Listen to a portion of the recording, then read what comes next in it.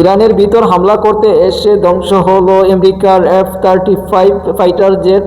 20 বছর পর ইরান যুদ্ধে 2026 সালে আমেরিকানরা তাদের ফাইটার জেট হারিয়েছে। এই ফেব্রুয়ারি থেকে মার্চের 3 তারিখ পর্যন্ত কয়টা ফাইটার জেট হারিয়েছে তার সংখ্যা দেওয়া হলো। যুদ্ধের 37 দিন পার হলেও যুদ্ধের তীব্রতা আরও বাড়ছে দিন দিন।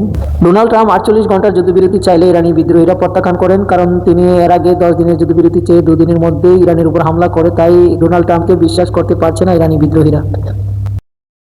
যুদ্ধের শুরুটা যদিও বারবার ইসরায়েল এবং আমেরিকা মিলিতভাবে ইরানের উপর অন্যায়ভাবে করে, তাই ইরানের বিদ্রোহীরা এখন চাচ্ছে এটার একটি পূর্ণ সমাধান। ইরানের আশেপাশে আরব দেশগুলিতে আমেরিকার ঘাঁটি থাকায় ইসরায়েল এবং আমেরিকা সম্মিলিতভাবে বারবার ইরানের উপর হামলা করার সুযোগ পায়।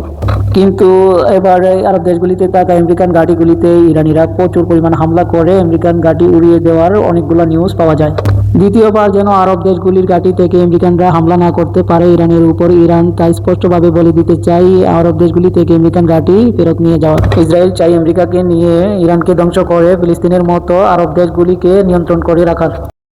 কিন্তু ইসরায়েল বুঝতে পারে নাই ইরান এমন একটি শক্তিশালী দেশ যাকে ধ্বংস করতে এসে ইসরায়েল নিজেই ধ্বংস হয়ে যাবে। ইসরায়েল এবং আমেরিকার সম্মিলিত হামলায় তাদের ড্রোন এবং ফাইটার জেট, হেলিকপ্টার অনেকগুলো ডিস্ট্রয় করার দাবি করছে ইরান।